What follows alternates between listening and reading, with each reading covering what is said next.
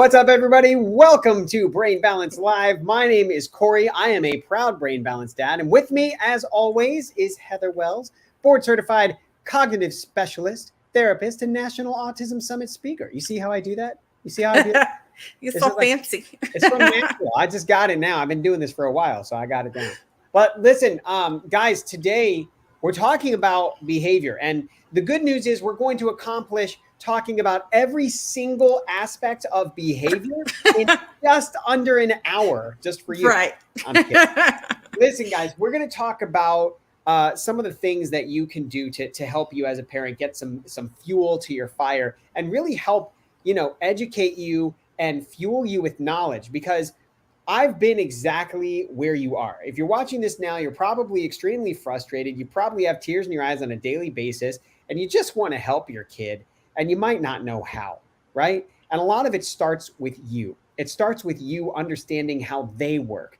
And, that's why I love this show so much. And that's why I love having Heather here, because we really get to the why, right? And I think the why is very, very important. And I'm going to bring up our slides in a second. But Heather, is anything that I'm saying making any sense to what we're going to be talking about today? Oh, for sure.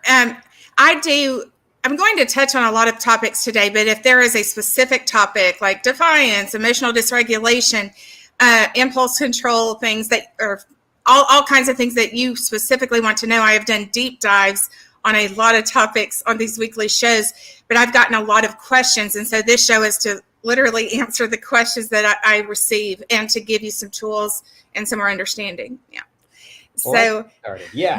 Yeah, the most important thing to know is that when we're talking about neurodevelopmental struggles, although a lot of these tips will help you if you're a parent or a teacher or anyone working with kids at all, with or without those struggles, but behavior is communication.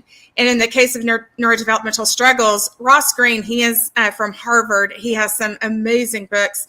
The Explosive Child, he's done one specifically written for school personnel, lots of good stuff there. But challenging kids are lacking the skills of flexibility, adaptability, frustration tolerance, and problem solving. These are things we do throughout the day when we don't even know we're using them.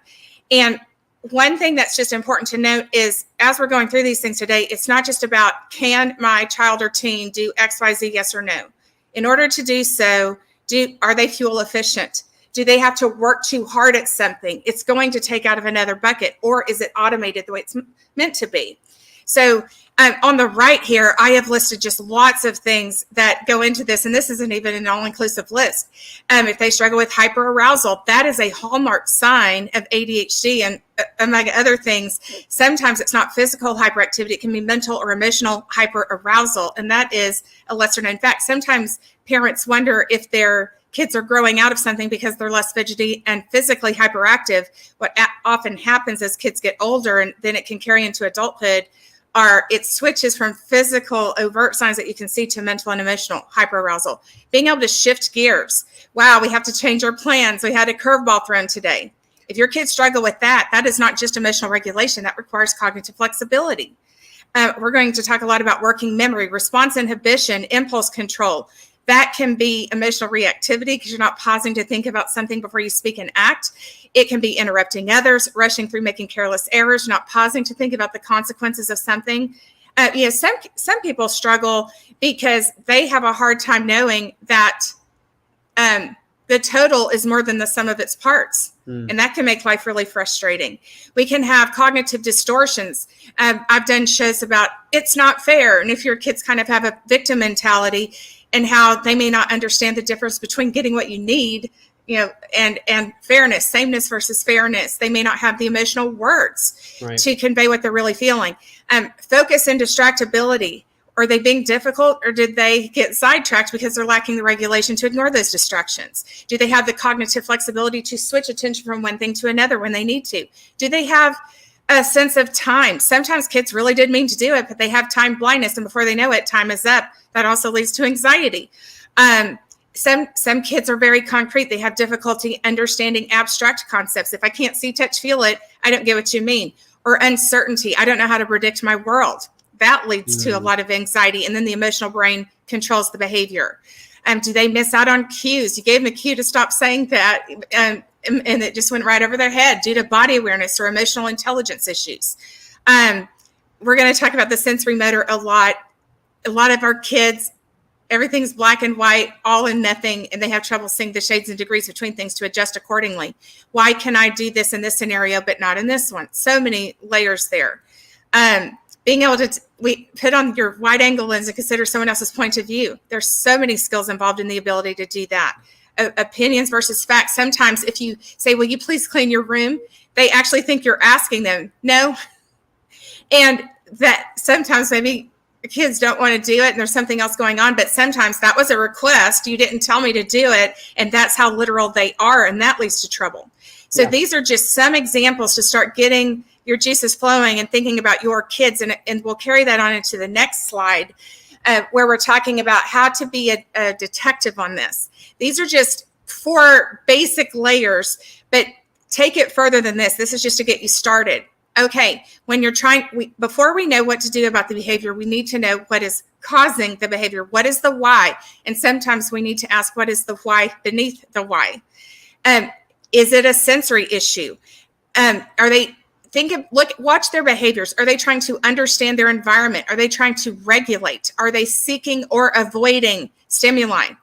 Are they doing it to escape? Do they feel anxious in a certain scenario or around certain people or something involves certain tasks? That can also often look like laziness, antisocial, apathy, lack of motivation, but maybe they are overwhelmed and they're needing time to rest and digest. Attention.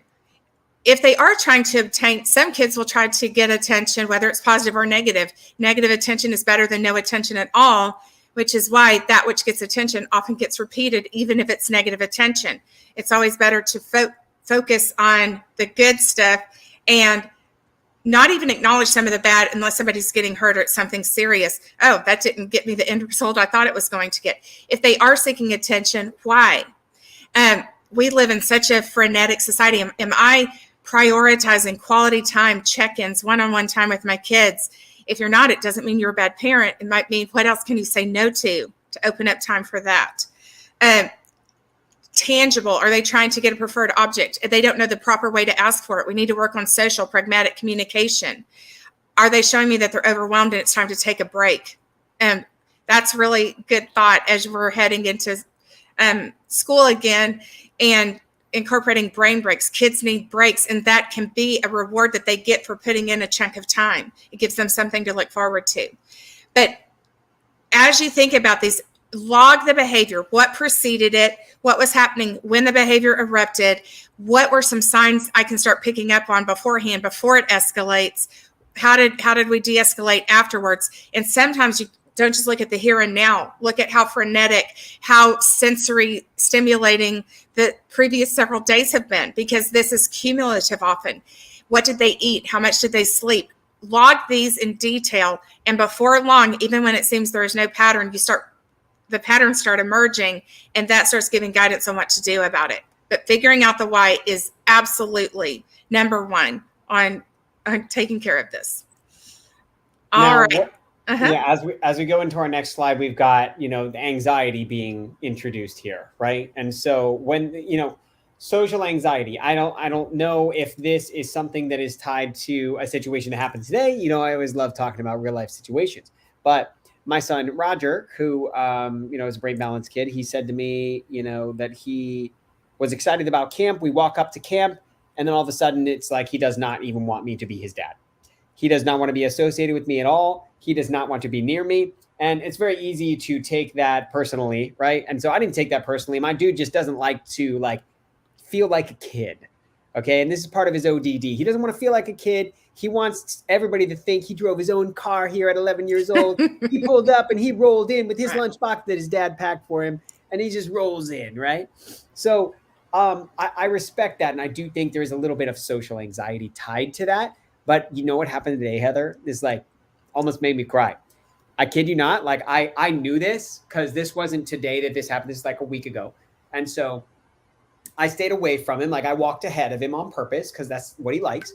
And I checked him in because they require a parent to check him in. And when I checked him in, I was like, all right, man, see you later. And I acted like I didn't, all right, man, see you later. I didn't really say to him, love you, buddy, see ya. Because he's just not like that. Heather, he put his hand out like this to give me like one of those fives where you like hug.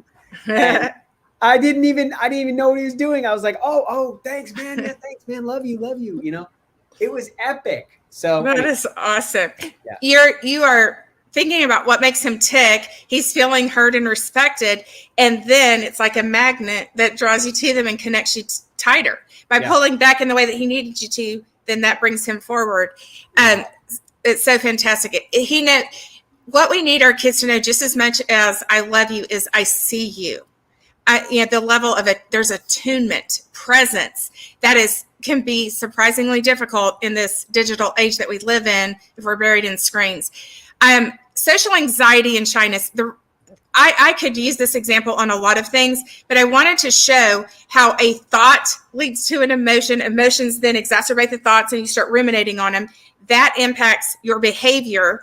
Then because of that, a lot of these things can become self-fulfilling prophecies. We have a negativity bias. That is how our brains are wired for protection, where we remember the bad more than the good. If you have kids with ADHD or other neurodevelopmental struggles, they literally have trouble pulling in stuff from the past, background knowledge, prior experiences, learning from it, making it stick to inform next time. They just remember the bad. And then confirmation bias. I knew this wasn't going to go well, but I want to say that there is a difference between social anxiety and shyness. Shyness is a personality trait. There is nothing, it is not a personality weakness. I don't know why. We do need to have social skills, but being an extrovert versus an introvert, I mean, we are who we are, and we don't want to change that. But if shyness is personality that is not accompanied by ruminating anxious thoughts, by if you hear negative self-talk coming from your kids or behaviors that indicate that, poor self-esteem, that is tied to social anxiety, not shyness. So I'm expecting a poor outcome. And then I start ruminating on that and think of all these really like worst case scenarios. And things like, I will embarrass myself. No one's going to want to talk to me. I will look stupid. I'm going to embarrass myself. I can't cope with this birthday party. I'm boring. Even boring. Think about that with a tween or teen. You know, there's a compare and despair trap. So-and-so is so bubbly. I can never be like that. We've got to really shore up kids appreciating who they are and being the best version of themselves, not competing with other people in that way. But those are the thoughts. And so now I'm going to avoid. So the thought led to an emotion. The emotion maybe ruminate on the thoughts. Now here's the behavior. I'm going to keep my hood on. I'm going to have my headphones in. I'm going to sit alone, even mumbling. If you have low talkers, and to the extreme, you can even have selective. A lot of kids are selectively mute. But even aside from that, mumbling. Sometimes that could be auditory processing, other things going on. But what if I say is stupid, but if I whisper it, not as many people will hear, and that gives me a buffer. Avoiding eye contact. If you have kids who have inconsistent eye contact, this could be a visual perception issue, or it could be, if I look at them, what if they talk to me and I don't know what to say? So look for patterns. When do they have trouble sustaining eye contact? So those behaviors are, and by the way, then there can be physical signs as well. Blushing, sweating, stomach ache. We want to teach kids to pick up on their body cues, because we get bodily cues before the emotion gets as large, and then teach them self-regulation strategies. But because I'm doing these avoidance tactics, now it's more likely that I will make a poor first impression. They might think I'm unfriendly. I'm disinterested in what they're saying because I'm looking all over the place. That could be ADHD. That could be a visual. It could be social anxiety. So because of that, that didn't go so well, and I can tell they didn't really like me. So now I expect the worst possible consequences from a negative social situation. After your kids go to a party or something like that, if they're having these struggles, have a kind of a debriefing. How did it go? And they may be talking about things that didn't even happen, that they expect to happen. Now at school, everybody's going to, what's another way of thinking about that?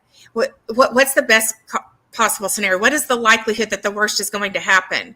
Really getting into the logical brain. A lot of these kids have good analytical skills if we can pull them out of the emotional reactivity into a logical thought. And then continued negative interactions. They think that I'm avoiding. I think the worst possible scenario is going to impact how I behave. And now the student has a reputation for being a loner. And now kids will make less and less effort to engage. This becomes a self-fulfilling prophecy.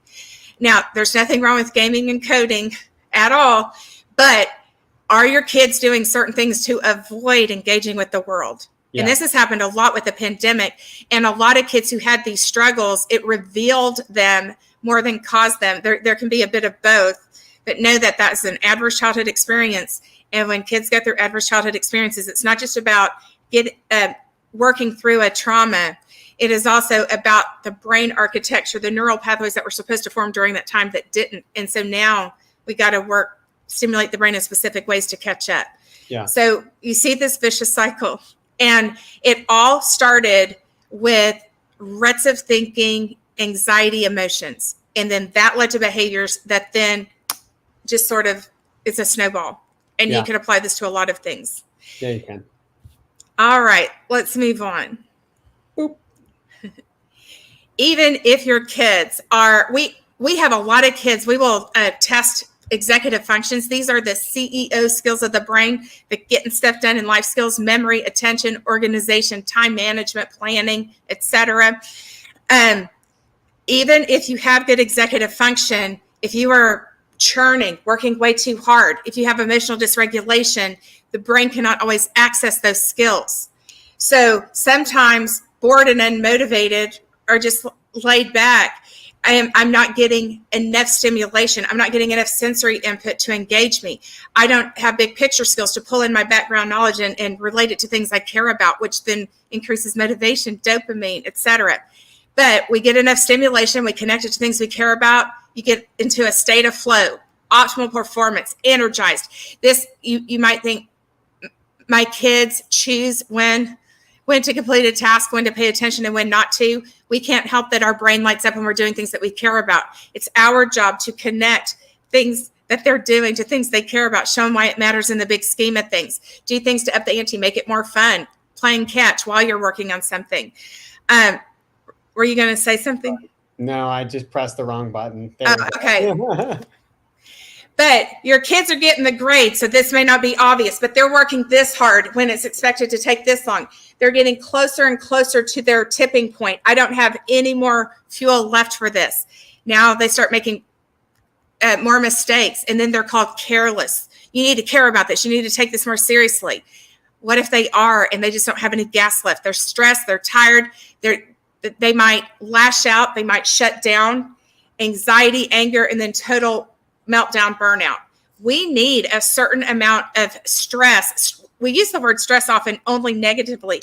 Right. We need enough stress. If you've ever noticed that your kids perform better as a deadline approaches, we need to work on other things so they don't wait till the last minute. But we need a certain amount of stress that actually increases dopamine.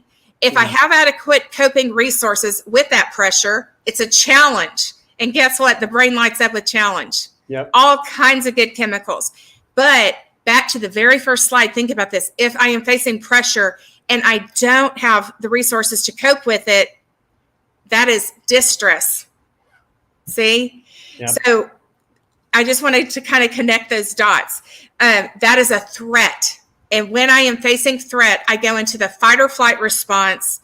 Real or perceived threats are threats, even if they're not actual physically present.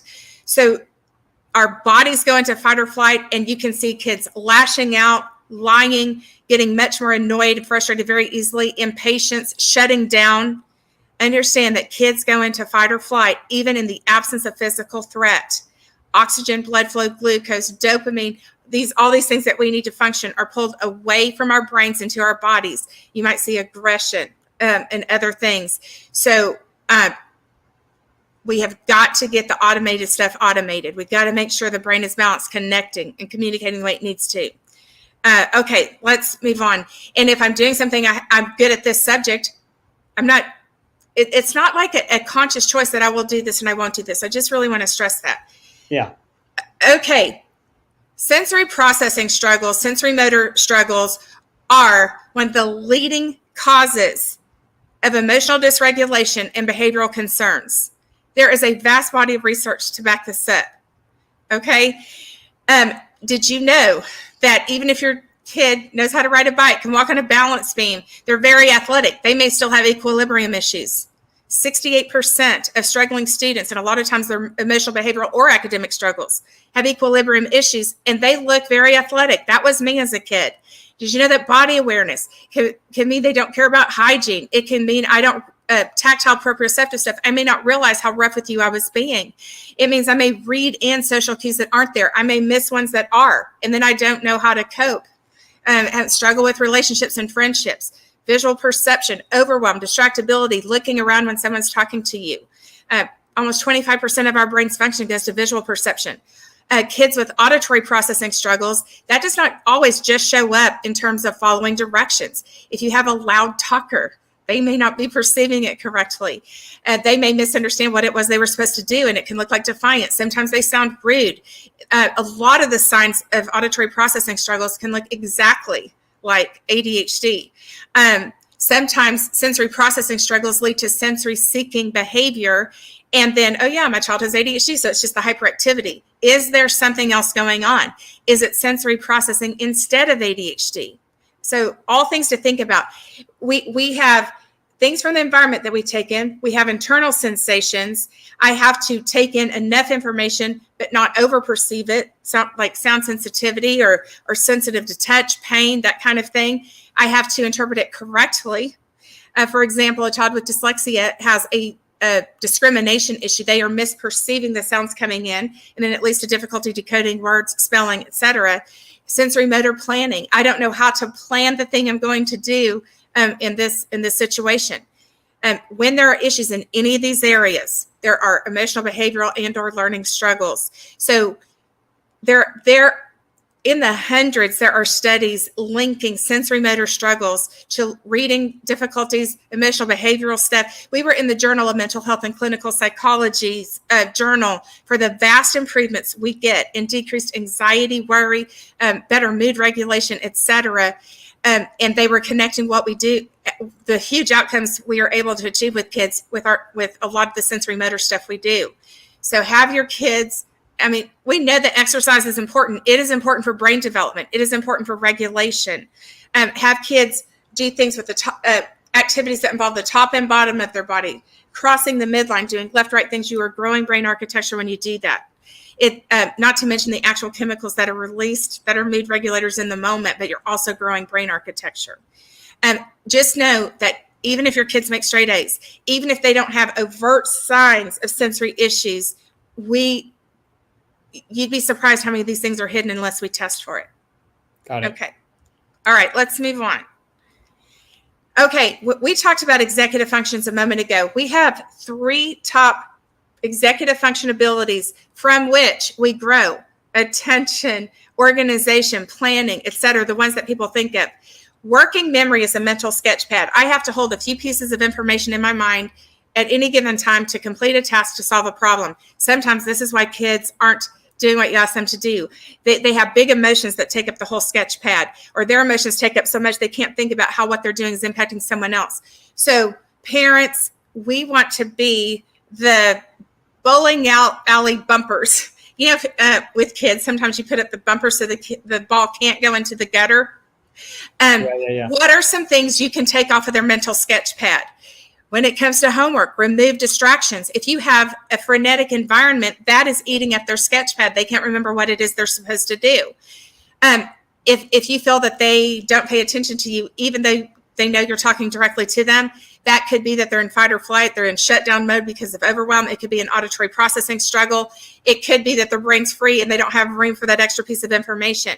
So instead, don't say, look at me necessarily. And that's counterintuitive. Right. That can be intimidating. That gives you something else to process. Sometimes kids can listen better if they're moving while you're talking to them. But have a cue that y'all come up with together to where you know that you have their attention before you start talking. That will save you a lot of frustration and them. Tell them, I'm about to tell you 3 important things. Now I've got a structure for it. 3. That's concrete. I can hold on to that. Tell them what the things are. Sometimes we need to slow down, speak slowly. This has nothing to do with intelligence, so the brain has time to process it. Like a Post-it note instead of just a piece of paper that falls off that sketch pad. Ask what they heard. What did I say? A lot of times kids can repeat verbatim. It doesn't mean it registered. And have them match the picture. I've talked about this before, but this is what an organized backpack looks like. This is what you look like when you're ready for school in the morning. This is what a clean bedroom looks like. Match the picture. And that grows this mental sketchpad ability that they need literally in every aspect of life. Behaviorally, emotionally, academically, going into the work field, everything. Working memory is a huge source. Issues here are a huge source of overwhelm, shutting down, lashing out. So, all right, let's move on. I did an entire show about a lot of things to get kids to follow through on what they say what they need to do. Yeah. Okay, cognitive flexibility is another one of the top 3 executive function abilities. We use cognitive flexibility way more than might be evident. It is not just about, yes, I can think about this from more than one vantage point. I have to have cognitive flexibility to switch gears from my video game to what you're asking me to do. We use it for time management. This is how I planned to do things. And now there's a different deadline. New information came in and now I need to rearrange how I do this. I don't know how to prioritize because, how to switch gears. So many examples of cognitive flexibility, problem solving. We use it for every aspect of life. Appreciating your vantage point. So some of the ways to teach this are you can even play games, have fun with this. How many ways can you think of to use a paper towel empty roll? How many? That's a concrete fun thing. You can even, what did you come up with for your paper towel? Or what did you come up with? Showing that there's one item, but there's more than one way to look at this item. Somebody might see it as a telescope. Some might see it as motorcycle handles. Have fun with it. And by having fun, the brain is opened up. It opens up creativity. And that leads into, what is another way of thinking about this? How many ways can I think of to solve this problem since the first try didn't work? Part of hope is knowing that when you face what you think is a roadblock, it's a stepping stone. There are multiple workarounds. That is paramount for motivation and hope. Strategy and logic games. Board games. Let's still play those. I know it's 2022. So much good there. Jokes, riddles, wordplay. Words can mean more than one thing. Maybe that person meant something different from what I thought. Jokes, you can see the literal interpretation and the, how puns, jokes, there are more than one ways to interpret something that's said. Teach kids it's okay to disagree. Sometimes we have to explicitly state things. Of course we know that it is. I can still be your friend if we don't agree on every single thing. Yeah. I respect where you're coming from. You gave me something to think about. I might even slightly change my stance on it or completely overhaul it, even if it's never 100% in keeping with what somebody else thinks. Sometimes kids don't know that unless we talk about that in stories. We always want to be looking for the social emotional lessons in books and talk about, how do you think they're feeling? Let's think of 3 more words for how they might be feeling. And what do those words mean? Providing emotions vocabulary also grows flexibility. And it gives you more than one way of, I thought he might think that's funny. No, I think he's going to be mad about it. Sometimes we don't even know, before you turn the page, how that character is going to take that comment. Kids are more open to discussing social emotional scenarios when they're not involved because there's nothing to be defensive about, and you can get a lot of good lessons that you pull in later. Right. Change game rules.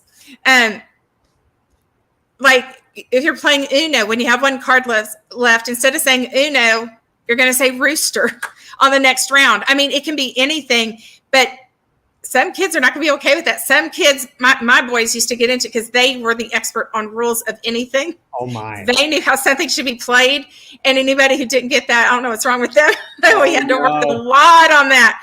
But how about changing game rules? They have to switch gears, and depending on their level, every single round the rule changes, or every couple of rounds. Flexibility. Hey, what'd you think about that? I like the other way better. Well, what was good about this one? But, they start realizing there's more than one way to do the same thing. Yeah. Social stories. If your kids have specific scenarios in which they're really struggling, these are connected a lot with individuals on the spectrum, but these are good for any kid struggling with regulation. Oh, it's the first day of school coming up. And talk about, I'm going to go to a new school and my teacher's name is this. my mom, what's going to happen, lay it out. They can help write it. They can draw stories connected to it, read it over and over and over, and talk about their feelings. And it's like dress rehearsal.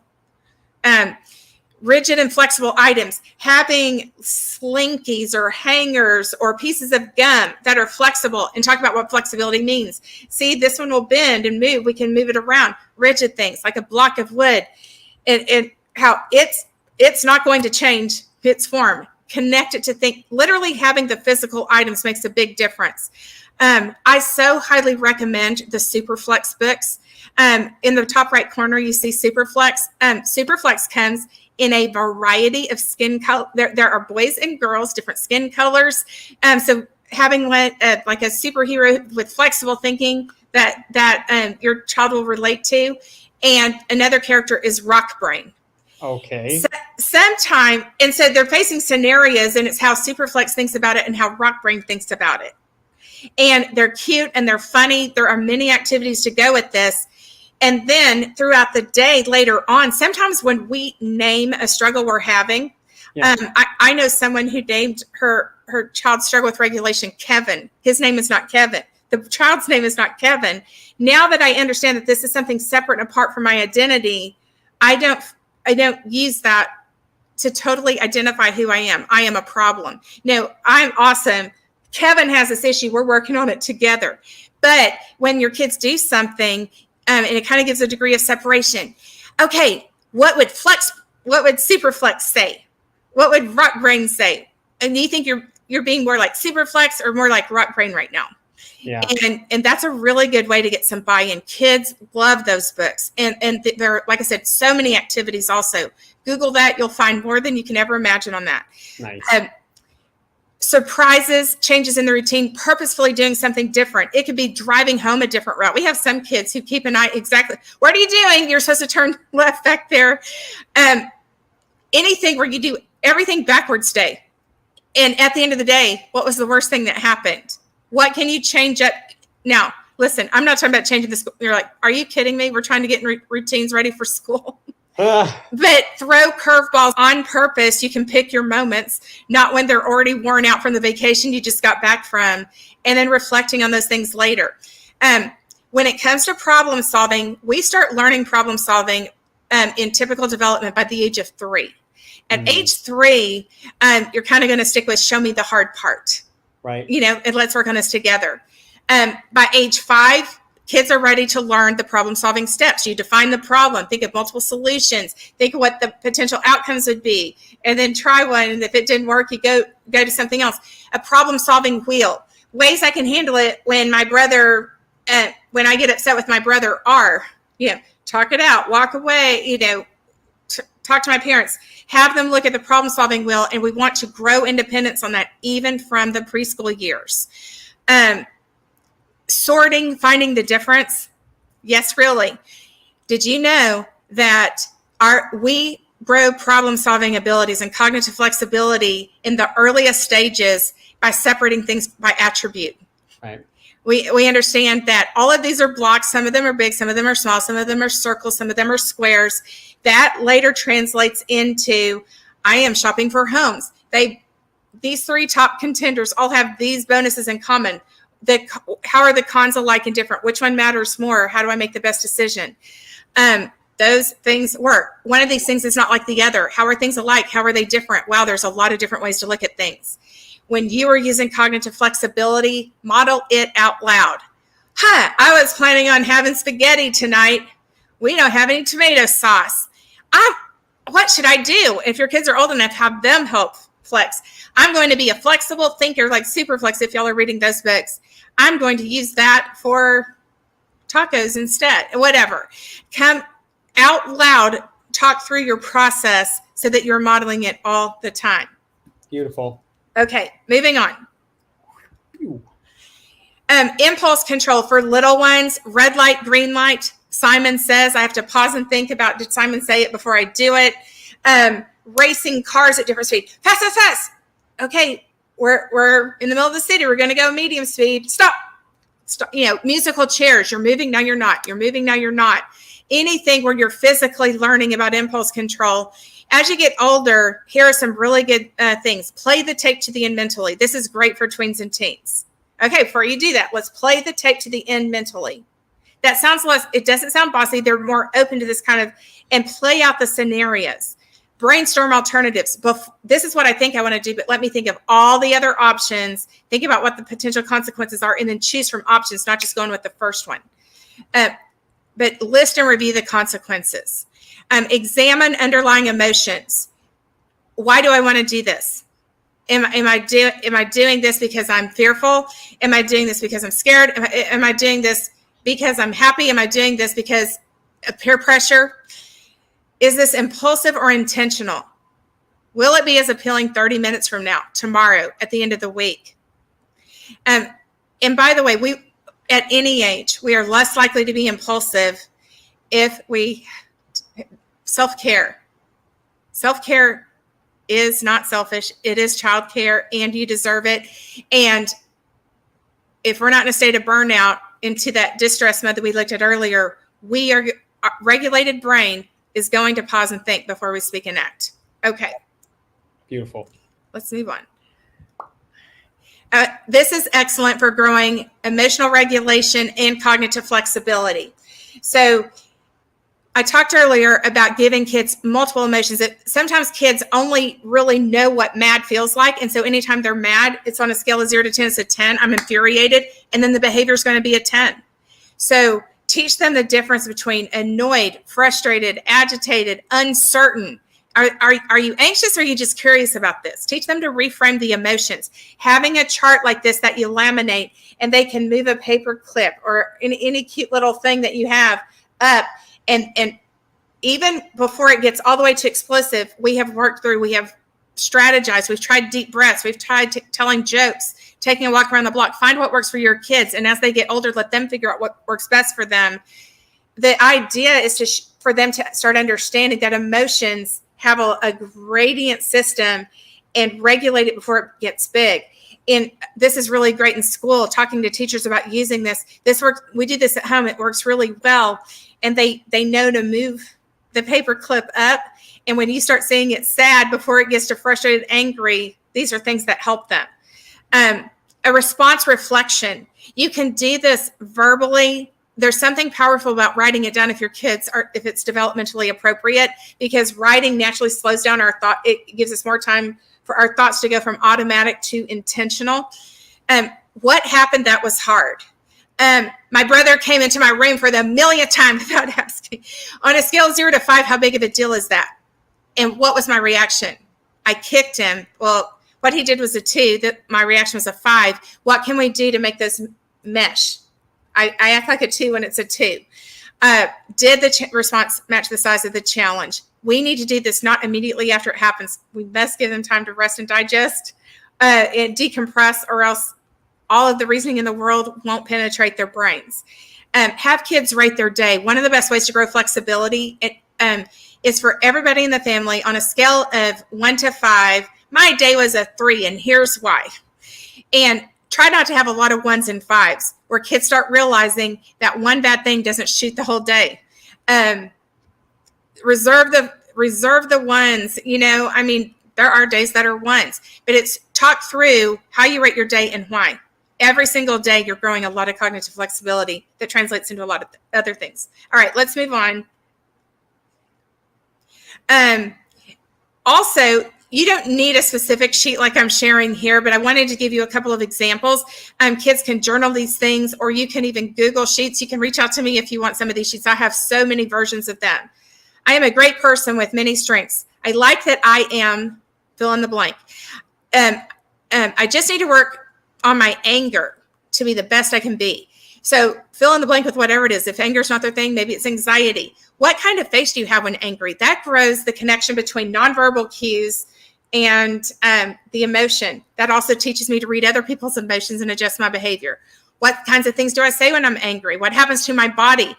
Body mapping is excellent. Our body awareness sends us signals that we're starting to get stressed or frustrated or mad way before the emotion is large.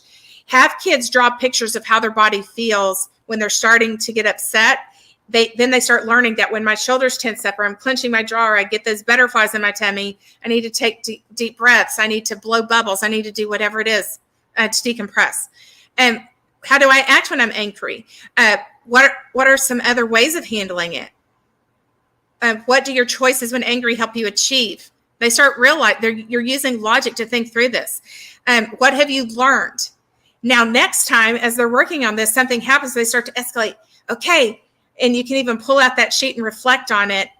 And they are pulling in background knowledge to change how they handle something the next time. What helps when you're angry? This grows so much self-awareness. Have them fill in these blanks as much as possible. Or problem solving. Thoughts are testable, refutable, relative, and subject to unconscious bias. Our kids need to know that thoughts are not facts. We need to, they are data. Our emotions are to be felt, not obeyed. Describe the situation. What were your thoughts? How did you feel? How did I react? And what was the outcome? And then what am I going to do differently next time? Kids need to understand the relationship between thoughts, emotions, actions, outcomes, and learning from it to do better next time. This slows the brain down and really helps with that. Okay, move on. Let's skip that just in the interest of time. Have kids write out a negative thought, replace it with what they know to be true. That rewires the brain. I shared that a few weeks ago. It's so important. I wanted to put up a little reminder on that. Okay. If you have kids with defiance, again, find the patterns. What are signs? We've got to learn to be a better detective. Cope ahead. I know these are the things that bring it on. I can inform people ahead of time. This is what helps. This is, I know that we need decompression time before we go to grandma's because too many days in a row happens. Have a code word and sometimes making it a funny code word. Let's say your kids get mad at you because you corrected them in front of their peers, but you can have a code word. I mean, it can be boomerang. It can be anything. Come up with what the code word is in advance. It can even be a hand signal that tells them, that gives them a warning that they're escalating, that gives them a warning they're not taking turns well or whatever. And the more I do something, the more they start spinning, the harder it gets to bring them back from that. And that they can really appreciate this. They're usually very responsive to this because they appreciate that you're going out of your way to not embarrass them in front of other people. Yeah. Let's figure this out together. Instead of I know this is hard. When I hear that tone of voice, it tells me you're anxious. Let's figure this out together. We. Positive opposites. If your child is yelling, instead of escalating with them, you start talking even softer. If whatever they're doing, you do the opposite to help balance it out. It actually works. Only focus on one distinct behavior at a time. In the book, The Explosive Child, Dr. Ross Green will walk you through specifically how to do this, finding the patterns when it seems there are none.